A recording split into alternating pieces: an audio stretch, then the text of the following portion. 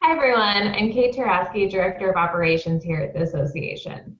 The Operational Sustainability Award is given to an American Public Gardens Association member garden or coalition of gardens in recognition of their outstanding dedication and achievements in promoting sustainability through their programs, operations, facilities, and/or research. Factors in selecting an award winner include influence, innovation, and applicability to the public garden world and beyond. In 2019, this year's awardee conducted a full sustainability audit to identify areas of concern and improvement. The gap analysis of the focus areas identified goals for the garden aligned with the Association's Sustainability Index. Garden programming grew to include sustainability topics, which spurred the development of a voluntary staff green team that meets monthly to implement internal changes, especially in energy and waste reduction. The Association is pleased to present this year's Award for Operational Sustainability to Bok Tower Gardens in Lake Wales, Florida.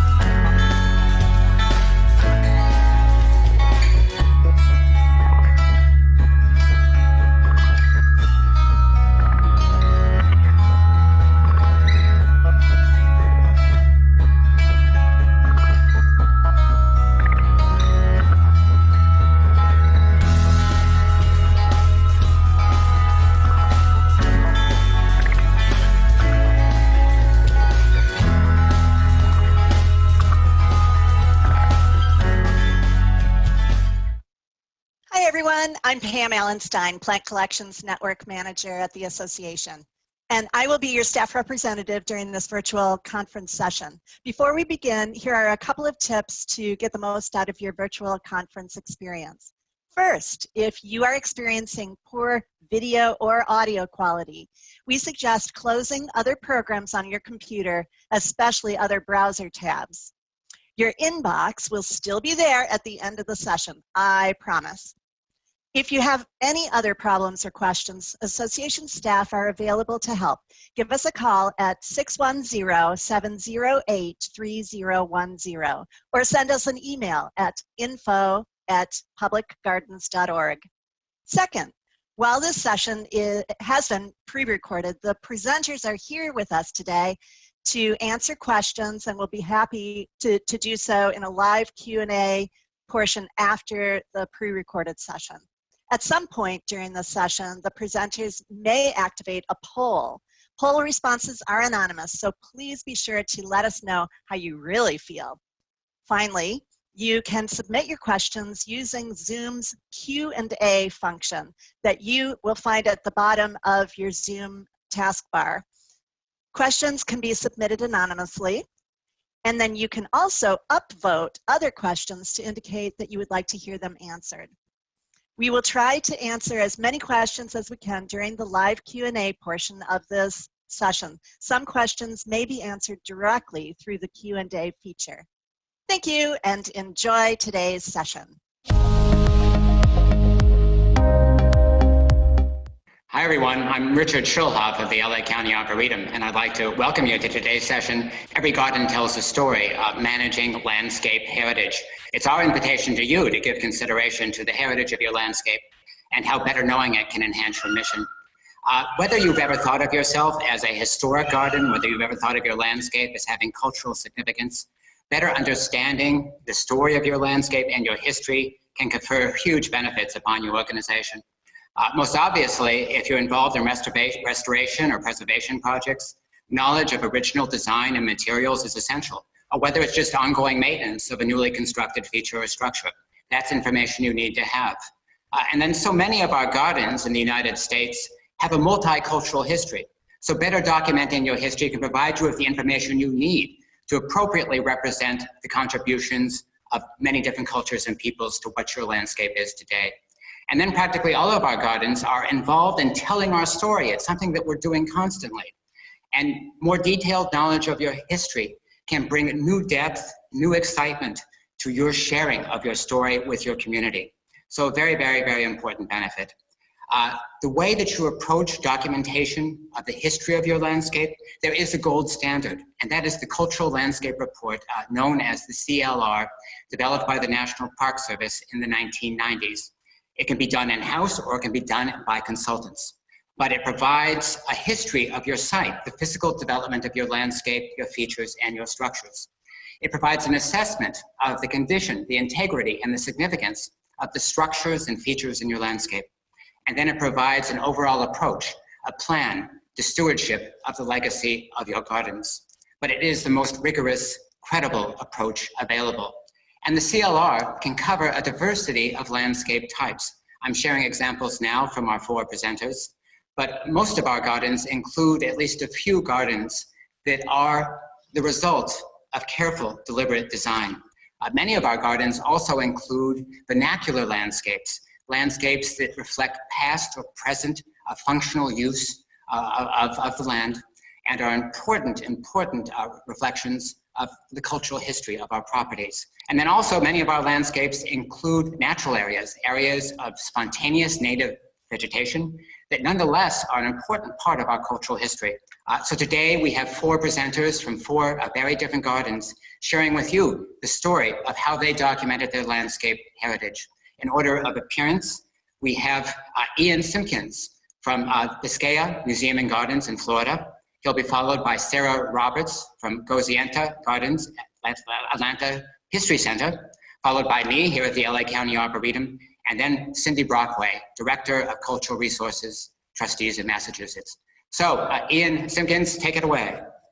Thank you, Richard. Appreciate the introduction. I'm Ian Simpkins, Deputy Director for Horticulture and Urban Agriculture at Biscaya Museum and Gardens in Miami, Florida.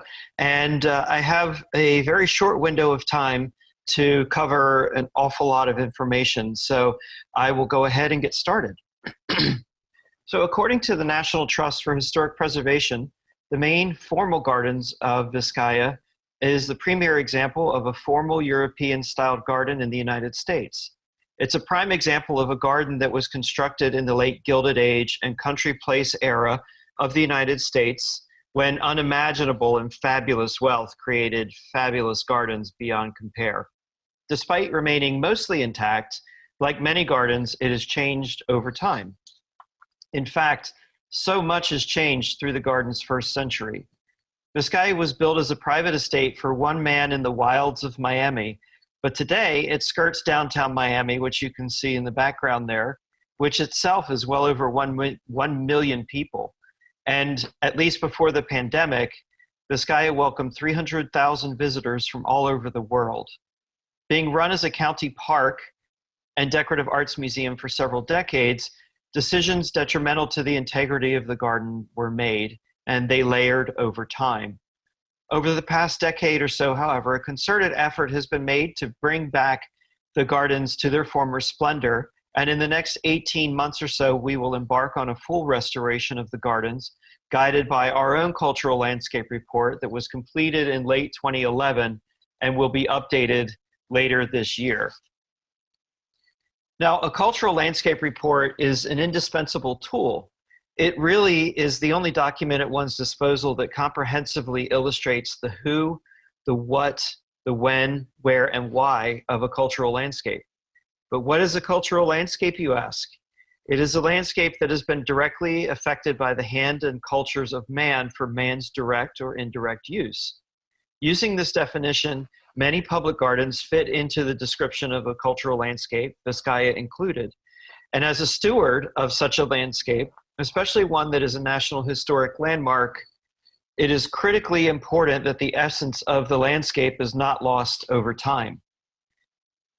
If used regularly, it can prevent a litany of bad decisions from taking place, which can destroy the integrity of even the best designed garden.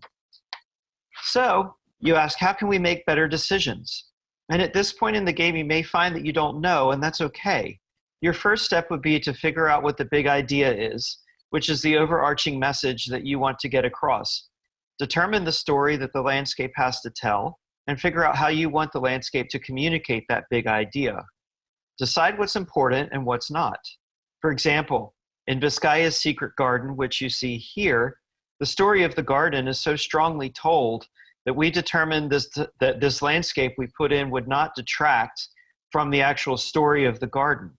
Rather, we felt it presented an opportunity for us to tell the public how the original landscape failed and how we're trying new things by learning from the mistakes of the original designers.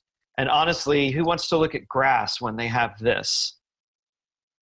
So how do you even get to the point of asking what your story is and exactly what is the big idea? The Cultural Landscape Report will ask these important questions of your institution and is designed to guide you toward answering them. So one of your first questions should be, what is your framework? Your framework is your garden, really. Its physical presence, its history, its benefactors, and its story to tell. As an example, I'll go into what our story is, and this is what we use to inform our daily decisions. In one way, the gardens of Vizcaya are a typical Gilded Age creation, but they also have characteristics of gardens that were created later in the 19-teens and 1920s when gardens in America began to experiment with a wider variety of styles. So in that aspect, as it was inspired by gardens throughout Florence and Rome, the garden doesn't really differ that much from its peers. However, though elements and specific areas were inspired by various gardens, they are by no means copied from them, as you sometimes see in other gardens of this type. They are unique creations specific to Vizcaya. And all of these ideas are molded together as a great pastiche of Italian Renaissance, Italian Baroque, and French Renaissance garden styles. Finally, along those uniquely American lines, it is a formal European garden created in a tropical setting using local materials, and that alone makes it stand out from other gardens of its era. This is all united through a very American idea that we can take something, adapt it to our own uses, and make it better. Now, the gardens were, of course, created to impress, but they were also created to transport. The designers were specifically creating a stage where the visitor was part of an experience that wafted them not only to somewhere else, but created an environment that enabled one to experience another time and place in history. They're evocative and they're immersive, and visitors commonly express how they forget that they're in Miami. But what I find most interesting, and one of the things that make the gardens of Vizcaya so unique, is that they are specifically designed around the romantic idea of the beauty of the Italian garden in ruin, the very, very specific concept. They were never intended to be an image of perfection, but rather of, I quote, melancholy disrepair. Though this garden isn't unique in expressing its nostalgia for another place and time, I don't know of any other garden whose creator intended to induce melancholia in the visitor. That's our story. That's our framework. And that's what that's the concept that we base our decisions around. So who uses you and why? No one likes to be used. I don't like to be used. But like it or not, that's exactly what's happening. Good stewardship includes ensuring your landscape is safely and properly adapted to its current use. The aim of preservation stewardship is to simultaneously address historic preservation, interpretation, energy and material sustainability, and public safety and comfort. Adequately including these elements doesn't need to detract from a historic landscape. In fact, preservation is not a restrictive process. It's quite the opposite. It can enable selected improvements that not only enhance the historic landscape, but enable a more immersive usage. So by utilizing a selective treatment approach, you can implement a decision-making process that will guide every aspect of how you and your visitors use the property. So sustainability is a buzzword that so many of us talk about, and there are so many really important discussions that are happening right now around the idea of sustainability. And it raises, in this context, important questions about the durability of your landscape as a public venue. It is, of course, important to consider more environmentally considerate ways to do things, especially in a labor-intensive garden like Vizcaya. And by using the CLR, we can determine what approaches are best to reduce our impact while retaining the integrity of the landscape. Sustainable preservation of place is inherently a recycling process where that sense of place that makes a landscape special is captured, adapted, and reused. It's about safeguards being put in place to wisely use and reuse existing and new resources to reach a goal of stewarding a landscape that's adapted and resilient to current uses while retaining the character that is its framework. And above all, your primary mission should be integrity. Integrity in this case is the state of remaining whole and undivided, and it comes from an honest desire to do what's best for all involved. Every decision made within the boundaries of a historic landscape should be made with this precept foremost in mind. Will this decision retain or further the integrity of the garden's historic framework, appearance, intention, and interpretation? That's the question that you need to continually ask yourself as you steward your landscape over time. And if the answer is not yes, then your decision should either be rethought or perhaps abandoned for a more appropriate one. It is very possible, using this idea, to retain your garden as intact and true to its intention while it's still adapting it for new uses, and of course, having loads of fun, because that's why we're all here. So I've covered an awful lot of ground in a very short period of time, and hopefully I was able to make some sense of what is a very dense and very intensive landscape guidance document. But if you have any questions or anything along those lines, or just want to get in touch, please feel free. You see my phone number and email down there at the bottom. And with that, I would like to introduce Sarah Carter Roberts, who beautifully leads the Goizeta Gardens at the Atlanta History Center as their vice president. Okay, hi everyone. Thanks so much for having me and for the introduction, Ian. I'm Sarah Carter Roberts, and I'm vice president of Goizeta Gardens and Living Collections at the Atlanta History Center. The Atlanta History Center is a little bit different as a property because we're a major multifaceted institution. What started as a historical society became a place that purchased a piece of property in order to preserve a historic landscape and historic home, which was the Swan House pictured here at the top. They also needed the property in order to build an archives, and so we have that on site. Later, they built a museum, and over the past 50 years, we've been developing our 33-acre property to include 4 historic homes and 9 signature gardens.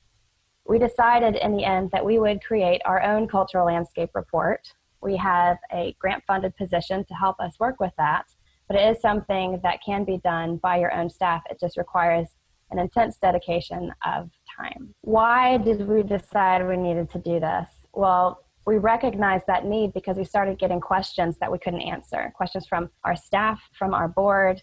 Things were coming up like, we should create a children's garden. The Atlanta Botanical Garden's making one. This other place is fundraising for one, but we didn't have several empty acres where we could create that space, which raised more questions of, why does this garden or that garden have particular relevance? Is this a garden that we could remove? It's in disrepair, it's expensive, why is that relevant to us now?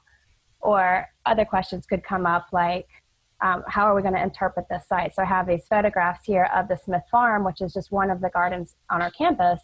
And we show it here from an old photograph in the Reconstruction era and then a recent photograph. Creating the interpretation for these documents, we could not do in an easy way because we didn't have a reference point, something that we could go back to that had primary source documents, historic photographs, master plans, all those things that you need to reference in order to be able to make an interpretive plan that makes a lot of sense.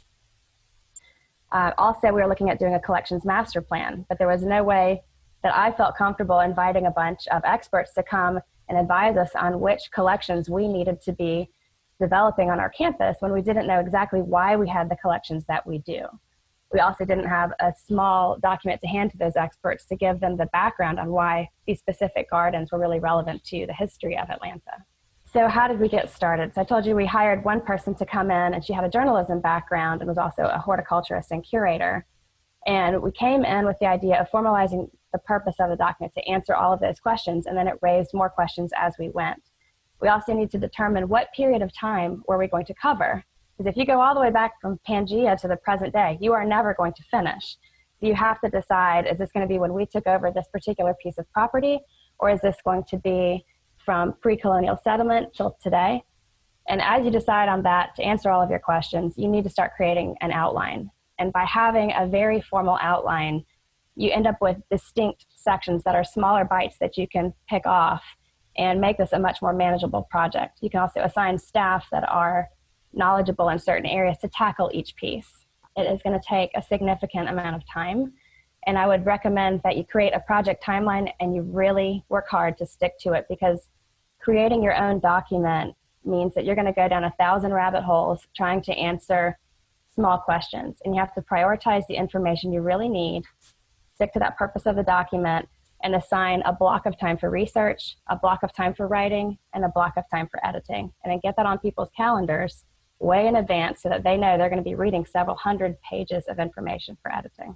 So our first step was to create a filing system. That seems very obvious, but just having it by area helped us break down all of the documents that we had readily at hand. So you have your own computer files, you'll have paper files, you'll have slides in a drawer somewhere, there'll be maps rolled up in a corner, getting all of those different documents in one place and in a filing system that makes sense. So get all of that low-hanging fruit and start with those things that you have on hand. And then you can start duplicating and cross-referencing files that cover multiple subject areas. So if you have a particular person you're going to be writing about, or a time period, or a certain garden, just duplicate it and put it in each file folder so you can find it. Can't stress enough, though, that you need to footnote as you go. Always, always, always document where you got that source data. You don't want to have to go back later and find it again. When you're reading through all of this, note down all of your questions on your copies and note what information is missing. So if you find you have time later on, you can then go back and search for that last little bit of information. And Ian spoke to this very eloquently already, but this is when you start to drill down into the 5 W's of journalism, and then we added a how to that. So who were the shapers? What is the purpose and mission of this institution? Why is it here? When did significant events happen? For us, that means when did this garden develop? When did we bring this wood cabin here? When did we build the archives, the museum, etc.? Where are the key or important features located on the site, and also including the natural features showing up on your site. So when they did a topo survey of the History Center's main campus after purchase, they found an abandoned quarry, and that's one of our largest artifacts now, and now it's a native plant garden. Why is all of this relevant today? And then what we added was, how did we accomplish this? So for example, this cabin, we moved here one log at a time, and we captured that story of how did we move it here? Not just the story of that cabin originally, but its process of moving, its process of preservation. People find those stories just as interesting as anything else. But then also, how did we create a landscape that makes a setting that is appropriate, atmospheric, immersive, and transports you? So that's our role in horticulture. We ended up creating a Piedmont native meadow that suits this cabin with plants that were native to the site. So we're going in at this point, you've found everything that was easy to find, and now you're going to go in for the deeper dive. You need to interview your long-term staff and take them on a walk with you through the gardens and through the houses, because it's going to jog a lot of memories. And then they're going to remember people that they used to work with, former directors, former horticulturists, other people, designers, board members that you should also invite back. And I can't stress enough, make those appointments early in your process. People are getting older, and even in our process, we had 2 people die before we got a chance to interview them. And one person who was elderly we interviewed, and we learned about that process. You need to bring a second person, you need to tape record that whole interview, take copious notes, and then send them their notes back and have them correct and add things, because it's going to jog some memories again and gather more information. These are just a list of other places that you can look. The one that I put asterisks next to was an absolute treasure trove, and that was our board meeting minutes. So if that is something that you keep, that gave us so much more insider information on decisions of why these gardens were built where, who funded it, and all of the purpose behind it. And then this is my last piece here, just a couple of tips. You don't ever want to do this again. Once you've gotten through this process, for us, it's taken 5 years. We have all the data, but we have still a little bit left to go. We still have the editing, and it needs to be put into one voice. So what we're doing now is an annual update. Every year, do an annual update, get your survey updated, any copies of plans of capital projects you've completed. Put that all together every year so you never have to spend 5 years on a project like this again. Also, really critical element of this is an executive summary. You need a 3 to 5 page summary at the front of this document that you can hand to board members. You can insert it in a donor packet. You can give it to your staff as an onboarding document. You can have them read whatever part of it you want, but really you need to have a nugget at the front that really helps capture the whole history of your site in a concise way. And also be inclusive in this process. Try to remember that there are stories that we're just not good at telling. We erase history all the time. Please think about things like noting who was there first when you're talking about your particular piece of land. And also we find with a lot of historic documents, women are always Mrs. Surname, and they deserve to be called by their full name. They are their own person. Otherwise, I think that's just about everything. And also let this inform your brand. One of the wonderful outcomes of doing this project was discovering that our campus is very unique to Atlanta. It couldn't be anywhere else. We have a quarry that was here on site. We bought this property with the Swan House and its iconic landscape on site. We moved the farm to this site. Everything here tells a story about Atlanta, and it makes us a very unique institution, and that is now helping us form the brand language as we're marketing Goys Weta Gardens to the public more now. And one last thing of note is that I didn't mention a bunch of the things as examples, which I'd be happy to talk about later. But in the middle of this process, we were studying the Asian garden when we looked at, are we going to have to remove something in order to add a children's garden? And we didn't. As we found out more research about how rare the collections were that were in that garden, it just hadn't been maintained. And in that process, the person who donated the original plant collections died and left us in his will $1 million endowment for the maintenance of that garden. So had we scraped it off and built a children's garden, we would not have been able to fulfill the requirements of that gift letter. So know your history, know your donor's history, go back and do this work. It is absolutely imperative to have that single point of reference that you can always flip back to as you're looking to make informed decisions on the development of your campus. Hi everyone, I'm Richard Schulhoff at the LA County Arboretum, and each one of the stories we're sharing today are so different. And for the Arboretum, really the need for the Cultural Landscape Report and better understanding our heritage was implicit in the very mission of the institution when it was established in 1948. The Arboretum was to be the horticultural resource for Southern California. There was a very, very explicit mission when we were founded, and that was to bring beautiful plants from around the world to beautify the region, to make Los Angeles one of the most beautiful cities in the nation. I'll let you be the judge as to whether we were successful, but that was the key aim.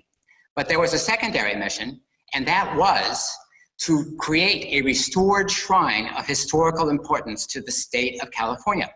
For a very committed preservation community at the time of our founding recognized that Elias Jackson Baldwin, who had created one of the most successful agricultural enterprises of the region of the day, in the present and the land that is today the LA County Arboretum, had left behind a somewhat extraordinary architectural legacy consisting of 5 late 19th century buildings that together are one of the great examples of late 19th century architecture in the state of California. So this community saw the Arboretum evolving in such a way that would both carry forward this horticultural mission and at the same time enhance and create programs based upon these 5 landmark structures. But not too far from the area where these structures are clustered from the 19th century arose a campus, an Arboretum campus, that over time became recognized as an outstanding example of the mid-20th century California architectural style. And so you had side by side great examples of 19th century, mid-20th century architecture. And by the early 2000s, certainly by the time I arrived at 2009, both sets of buildings and associated landscape features faced challenges. In the case of the 19th century buildings, they were badly in need of restoration and refurbishment. In the case of the mid-20th century architecture and landscape features, their value had really never been fully recognized. And in fact, proposals have been put forward to demolish them and replace them with designs seen as more appropriate for the future of the Arboretum. So we were really at a crossroads where it became clear that we needed to choose a path forward where we could really make a commitment to the stewardship of these cultural resources and base our plans using the best expertise that we could find. And that pointed directly to the Cultural Landscape Report and Treatment Plan. Unlike some of the other examples today, Sarah's story, we saw this as far beyond anything that our staff could undertake. As you'll see, we faced many challenges. So we began fundraising immediately, and ultimately this project cost nearly $100,000, but for us, the investment has been far worth it. Among the challenges we faced is that the story of the Arboretum, our cultural history, encompasses multiple historical eras and cultures. Beginning with the Native American and Mexican periods of the 19th century, extending to the ranch era of the late 19th century, early 20th century estate era, then a time in the 1930s, 1940s, when our landscape was leased to Hollywood studios for film production, and then to the Arboretum era. And the documents providing information underscoring this story, they were in multiple locations and of many different forms. So we needed a concerted effort just to complete the research to locate the source documents, an enormous undertaking. At the same time, we had never completed an inventory and assessment of our historic trees, because we had a very significant number of specimens that dated back prior to the founding of the Arboretum, in fact, to the Baldwin era. And we were able, through this project, to work with Don Hodel, who is one of the great tree experts in Southern California, to finally create this resource, which is very important today and will be into the future, assessing the condition of each tree and making recommendations for its replacement when time comes. At the same time, over the decades, the preservation community had seen the Arboretum as somewhat slow in responding to the needs of its historical resources. And there was a really expressed need for us to step forward and begin really serving as fully committed stewards to the cultural history and the architectural and landscape legacy we held at the Arboretum. And all that meant moving forward with the Cultural Landscape Report. And almost immediately, it began bearing fruit of great value to us. As I mentioned, we had all of these different documents in different places. And our consultants spent months bringing together all of this information, all of this documentation into a single document, which today is just an invaluable resource, all the information organized into this very useful tabular form, from historic photos, construction drawings, to over 150 years of historic maps and aerial photographs, about 60 years of aerial photographs, all of these data sources together, very effectively telling the story of the evolution of the Arboretum landscape, or the landscape that is today the Arboretum. And we were able to create, with the help of our consultants, a site history. The first time we've had many different histories at the Arboretum, but this history focused on the physical development of the property and its constituent features and structures. So we were finally able to understand how these various elements of our historic landscape were created, and as best we know, for what purpose, and who were the people involved. And as is the case for all the institutions represented today, just an invaluable body of information. We had a special need to meet the requirements of the California State Office of Cultural Resources. And they require that historic features, cultural resources be documented in a very particular way.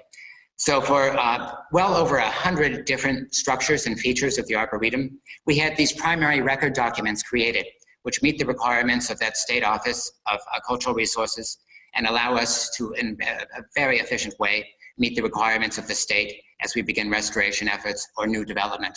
So again, a very, very practical value coming out of the Cultural Landscape Report. But for me, from where I sit, the greatest value of the Cultural Landscape Report is that it finally sort of reconciled these two chapters of history that reside at the Arboretum, the Baldwin era, 1875 to 1836, and the Arboretum era, 1947 to 1978. And our consultants, after doing very significant research and analysis, determined that these two eras were co-equal, and that they should be treated with equal importance and priority as we move forward with any development of the property or any efforts to interpret or tell our story. And this was just invaluable, because I think there'd always been a little bit of competition between these two eras, but now we know they're all part of our story. For each one of the two eras, they created site plans, which are invaluable management tools. They provide an inventory of the features and structures which comprise each era and are GIS referenced. So these are tools invaluable going forward. For the Arboretum, you see here the same sort of period plan. And then they made a recommendation that's proving to be, I think, very, very important going forward. And that is that rather than landmark individual structures and individual landscape features, that the entire Arboretum landscape be designated a National Historic District. And that the 19th and 20th century elements of our landscape are in fact a really singular resource for telling the story, the story of the development of Southern California in the 19th and 20th centuries. And so we look forward in the near future to beginning the process of applying for this designation.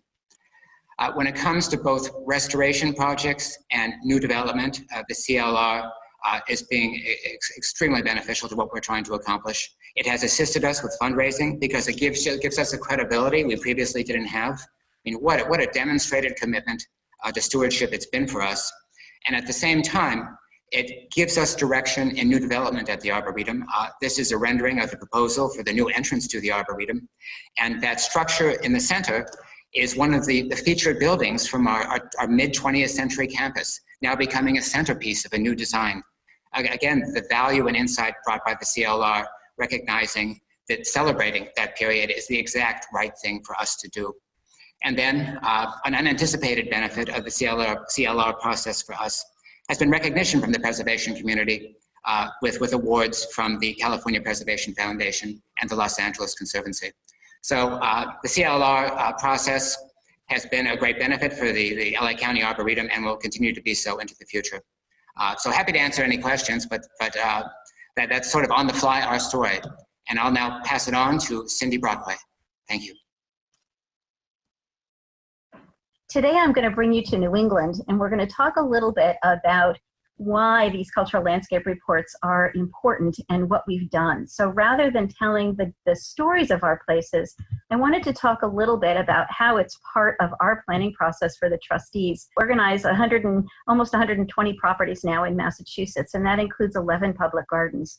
And we have a series of planning tools that we use for the diversity of cultural landscapes that we have.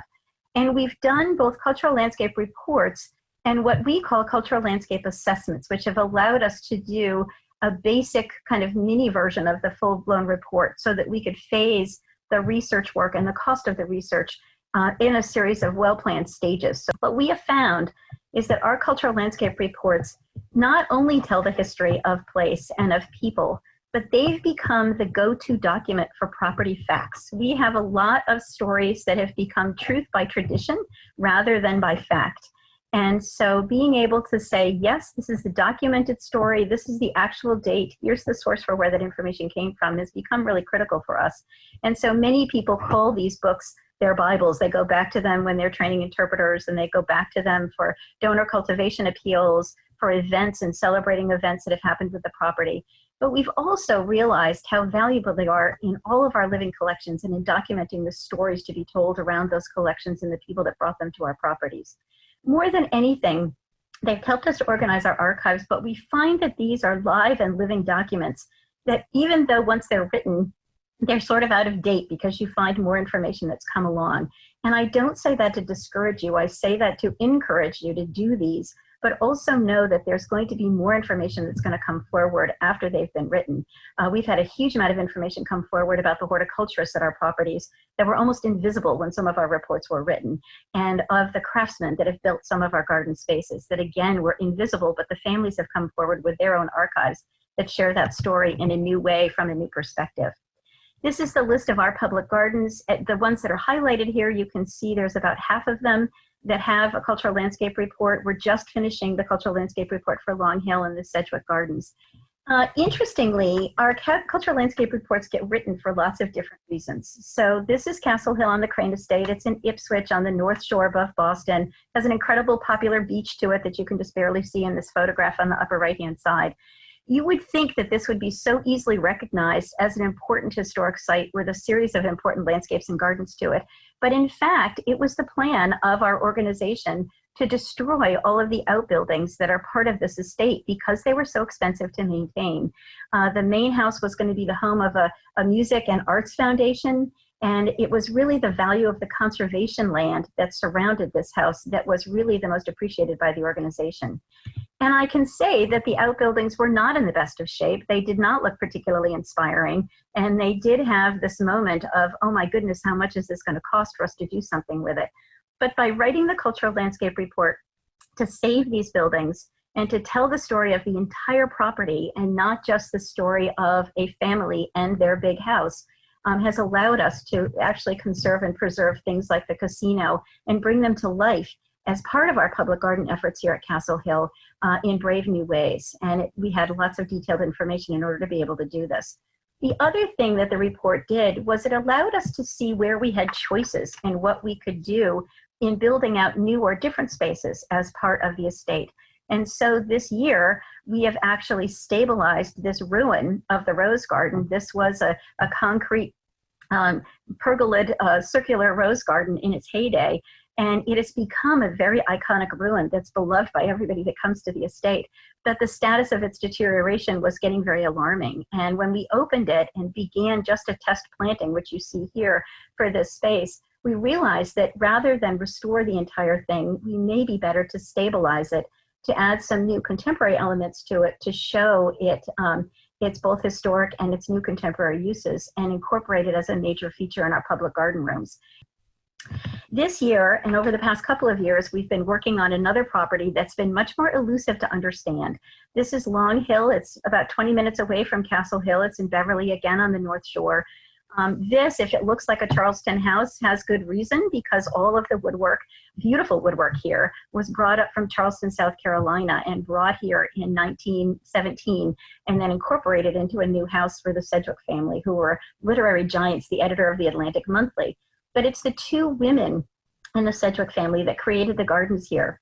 And just as was said earlier, the history of women, particularly women horticulturists, is very elusive and very hard to find. And so wrapping our heads around this property, what it meant, what its significance was, and how we could invigorate this as a new public garden for us became very challenging. And without the research of a Cultural Landscape Report, we never would have been able to do that. This is what the property looked like back in the early 1920s when it was first bought by the family. It was overgrowing farm fields, essentially, but a hilltop, a very long drumlin with incredibly beautiful views where the main house was perched at the top of the hill. And it became this evolved series of two women and their passion for horticulture. Not so much design, but in some ways very subtly design. They really use the works of William Robinson and this idea of the garden moving in and out of the woodland very effortlessly in creating the gardens here. That also became very hard for our master planners who are landscape architects to understand and define. They wanted to put order and rhythm and understanding to this landscape, and it was very hard to do that because it evolved as a very vernacular, esoteric way of incorporating a great collection of plant specimens into this wooded hilltop and former farm field. You can see also some of the living collections that are here. Many of these have stories, and these women were very willing, as the story goes, to drive down to Arnold Arboretum, catch that little item that was going to be shared with members on any given year and brought back and incorporated into the gardens here at Long Hill. So we're really working really to look at Arnold Arboretum and what we have in our collection and what they were giving away, and also what they don't have anymore as we catalog our living collections there. In order to be able to understand this property, we really had to understand these two women. As I say, their history was very hard to find. Mabel Cabot Sedgwick she designed her parents' garden first and then learned more and worked with experts in the Boston area as she learned more about horticulture. This is the second Mrs. Sedgwick, Marjorie Sedgwick, who came from England and was a real horticulturist in the true sense of the word. She was a plant collector. And as her friend said, everything had a friend below and a friend above. And the garden needed to be understood in these layers. So taking these words and these layers and this understanding and pulling them out of primary documents became a year's worth of passion and pursuit, but it really critical to our figuring out what we wanted to do. Now, as I said, we hired Myung Kim to do our master planning for the site as we had this opportunity to invest in these gardens. And they did want to put order and meaning to how this garden evolved and what it was all about. So this is an example of what they did. But without these guiding principles that came out of that research in the Cultural Landscape Report, we would not have been able to put any kind of order into what these spaces were and what they were all about. It also gave us the priorities for what we were going to strengthen and build upon as we built some new spaces for the garden. We clearly, the first surprise that we found was that, and it shouldn't have been a surprise to us because here in New England, the woodland grows up so quickly that it hides views and vistas very quickly. And those are the first elements to be lost in any of our cultural landscapes. So here, Mick Young Kim is mapping these views and vistas for us and understanding what they are. And that, accompanied by some collected photographs that were under the eaves in the back of the barn in the horticulturist's office, allowed us to see where the garden was and what it looked like in the 1940s and 50s when it was at its peak. And on the right, how much had grown in since then as the garden grew and evolved and developed. And so by being able to deduct some of the landscaping and recapture some of this framework, it's allowed us to really capture the genius of place that really is Long Hill. Also, at the same time, we were mapping all of our living collections, and being able to gather the research documents in a clear order allowed us to also bring this list of tree peonies from the 1940s into IRIS-BG and allowed us to better understand when materials came, but also who brought them in and what the stories were behind them. This is an illustration that the designers created for us, and I think any of you, if you knew Long Hill, would have a hard time figuring out what's new and what's existing here. And that was the point. We were really trying to create an incredible experience, build on the legacy of these two women. So for us, these reports are invaluable. They happen in a number of ways. We've paid a number of different prices to get them done. Some of them have been phased in very discrete pieces. Others have been done all at once in about a year and a half in order to take place. But it also recognizes for us that these are live documents, and the work that we are doing now becomes part of the history of these sites. So we're clear about capturing our work today and the planning work that we've done and archiving those pieces so that we have them available and live and are building an ongoing history of the property that not only looks back at the legacy, but looks toward the vision of where it is going and how we can attract our contemporary audiences here.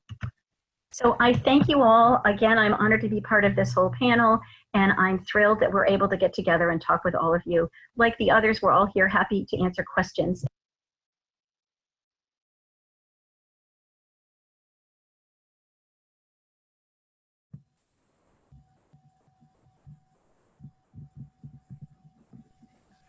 Hey everyone.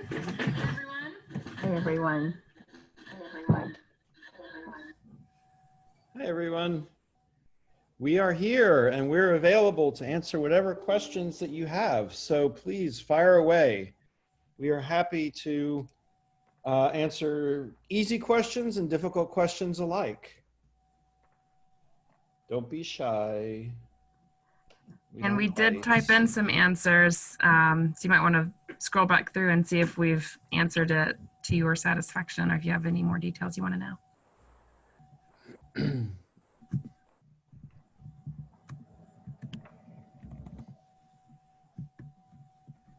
I have a question for both of you while we're waiting for everybody to step forward.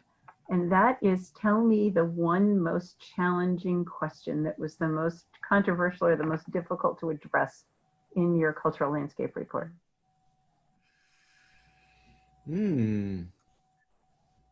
We are digging really deep into the legacy of enslavement. I think that's probably the hardest topic and the most multifaceted around our institution as a museum. And we have a farm here that was once worked by enslaved Africans. And then we have a manor house that was, the family's wealth was built on cotton brokerage. So we have to connect those dots. They haven't been connected yet in our interpretation plan. So that's what we're working on now.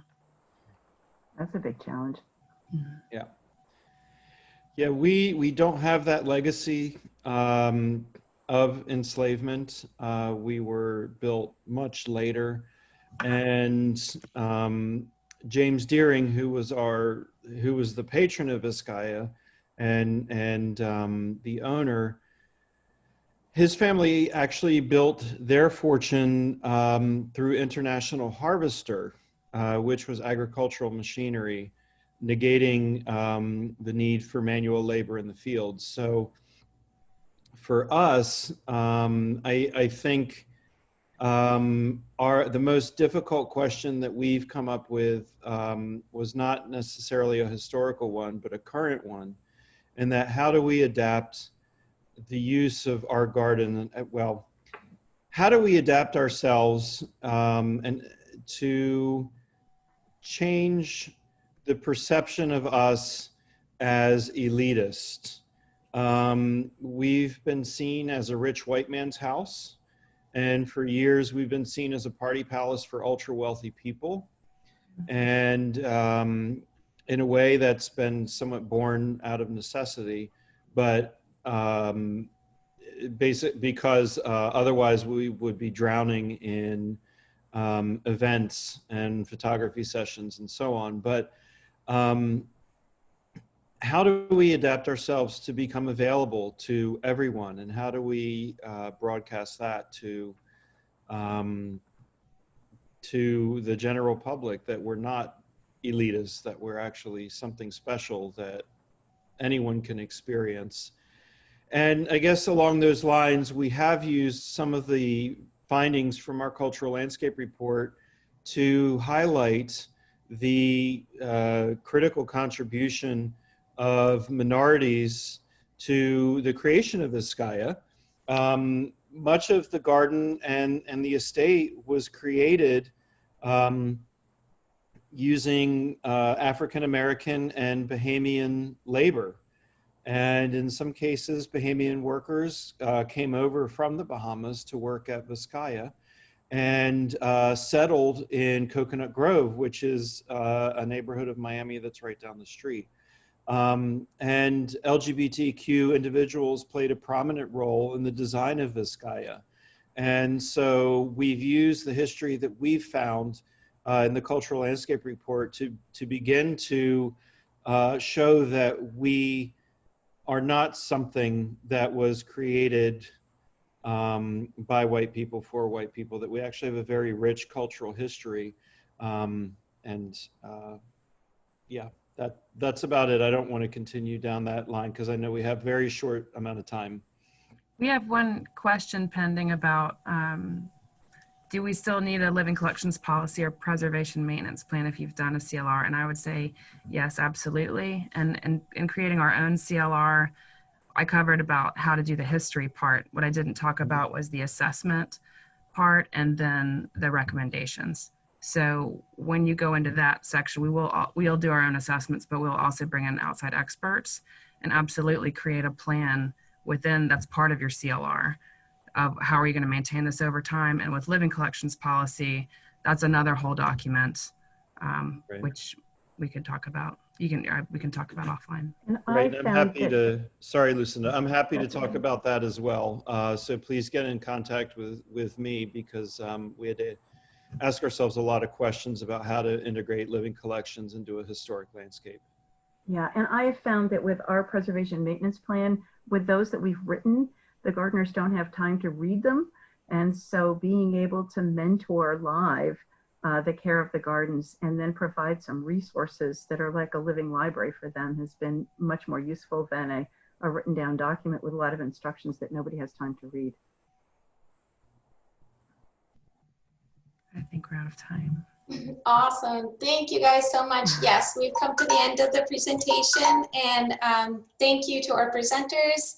That's all the time we have for this session, unfortunately. If you'd like to keep this discussion going, please click the live discussions tab on the conference website and start a topic there.